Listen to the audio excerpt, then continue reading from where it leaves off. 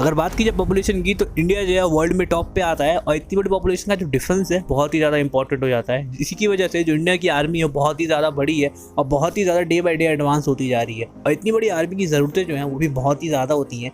तो आज की वीडियो में हम बात करने वाले हैं इंडियन आर्मी की ऑफिशियल मिलिट्री व्हीकल्स की। स्टार्टिंग से जो जिप्सी है वो इंडियन आर्मी में सर्व करती हुई आ रही है, बट इंडियन आर्मी की एडवांसमेंट की वजह से इसकी जो 500 kg की पेलोड कैपेसिटी है वो इंडियन आर्मी को कम लगने लगी। अब इनको 800 kg की पेलोड कैपेसिटी वाली व्हीकल की रिक्वायरमेंट आ गई। तो एक प्रॉपर चैनलाइज टेस्टिंग के बाद टाटा की जो सफारी स्टॉर्म GS 800 है उसको officially as a military vehicle select कर लिया गया। At the time Tata Safari ने इंडियन आर्मी की रिक्वायरमेंट को मीट करने के लिए टाटा सफारी GS 800 में कुछ अपडेट्स भी किए थे, जैसे कि टाटा सफारी GS 800 में पीछे आपको टो हुक भी मिलता था जो इंडियन आर्मी के लिए बहुत ज़्यादा हेल्पफुल है, क्योंकि अगर कोई भी दूसरी मिलिट्री व्हीकल कहीं पे फंस जाती है तो इस टो हुक में उसको अटैच करके वहाँ से बाहर निकाला जा सकता है। इस कार में जेरिकन माउंट का भी ऑप्शन मिल जाता था, क्योंकि इंडियन आर्मी जो है बहुत ही हार्श कंडीशन में काम करती है। इंडियन आर्मी को बहुत बार ऐसी जगह पे भी जाना पड़ सकता है जहाँ पे जो फ्यूलिंग स्टेशन है वो दूर दूर तक देखने के लिए ना मिलते हो, इसलिए वो अपने साथ एक्स्ट्रा फ्यूल कैरी करके ले जा सकते हैं, ताकि अगर किसी भी अगर सिनेरियो में फंसे जहाँ पे उनका फ्यूल जो है वो ख़त्म हो रहा हो तो एक्स्ट्रा फ्यूल यूज़ करके वहाँ से बाहर निकल सके।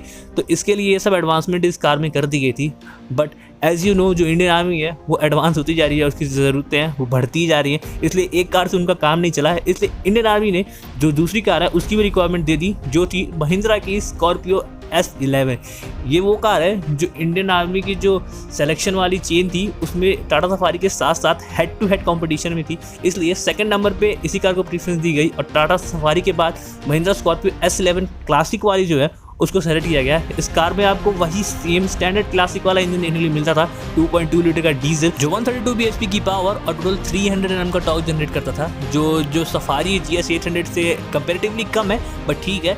तो इंडियन आर्मी ने अपने रिक्वायरमेंट के हिसाब से total 3200 units of Mahindra Scorpio classic S11 का ऑर्डर ऑलरेडी महिंद्रा को दे दिया था और ये जो कार है वो टोटल 2 लॉट में डिलीवर होने वाली थी। तो माना जा रहा है कि जो पहला लॉट है वो ऑलरेडी महिंद्रा ने इंडियन आर्मी को डिलीवर कर भी दिया है। जो पहला लॉट था वो करीबन 1400 कुछ यूनिट का था और रिसेंटली इंटरनेट पे ये इमेजेस बहुत ही ज़्यादा वायरल हो रही हैं। तो माना जा रहा है कि ये जो है ये वही सेकंड लॉट है जो इंडियन आर्मी को डिलीवर होने वाला महिंद्रा की तरफ से। इसमें टोटल 1850 यूनिट्स हैं और इस कार को अगर आप ध्यान से देखोगे तो इसमें आपको वही पुराना वाला महिंद्रा का लोगो देखने के लिए मिल जाता है। और महिंद्रा अपने हर सोशल मीडिया अकाउंट पे एक पोस्ट अपलोड कर रहे हैं जिसमें उन्होंने ये कहा है कि वो इंडियन आर्मी को थैंक्स करना चाहते हैं उनके ऊपर ट्रस्ट करने के लिए। तो ये बहुत ही बड़ी बात है, क्योंकि जहाँ पे इंडियन आर्मी पहले कोई भी छोटी मोटी आर्टिलरी भी बाहर के देशों से इंपोर्ट करती थी, वहाँ पे आज इंडिया के जो होम ग्रोन कार मैन्युफैक्चरर्स हैं वो इतने ज़्यादा केपेबल हो गए हैं कि वो अब डायरेक्टली इंडियन आर्मी में सर्व कर रहे हैं और इंडियन आर्मी के लिए अब कार को मैन्युफैक्चर भी कर रहे हैं। तो ये बहुत ही प्राउड मूवमेंट है इंडियन आर्मी के लिए भी, और वी एज एन इंडियन हमारे लिए भी बहुत ही ज़्यादा प्राउड मूवमेंट है कि हमारी जो कंट्री की कार मैन्युफैक्चरिंग कंपनी है वो बहुत ज़्यादा केपेबल हो गई है। और ये फ्यूचर के अपडेट्स है कि हो सकता है कि हाइलेक्स को भी अब इंडियन आर्मी में बहुत ही जल्दी ऐड किया जा सकता है। तो ये आपको क्या इसके ऊपर रिएक्शन है, क्या हाइलेक्स को भी ऐड करना चाहिए इंडियन आर्मी में? कमेंट सेक्शन में बताना। और ऐसी वीडियोस को रेगुलरली वॉच करने के लिए हमारे चैनल को सब्सक्राइब कर लो और बेल नोटिफिकेशन को जरूर दबा देना, ताकि फ्यूचर में कोई भी नोटिफिकेशन हमारे चैनल की मिस ना करो।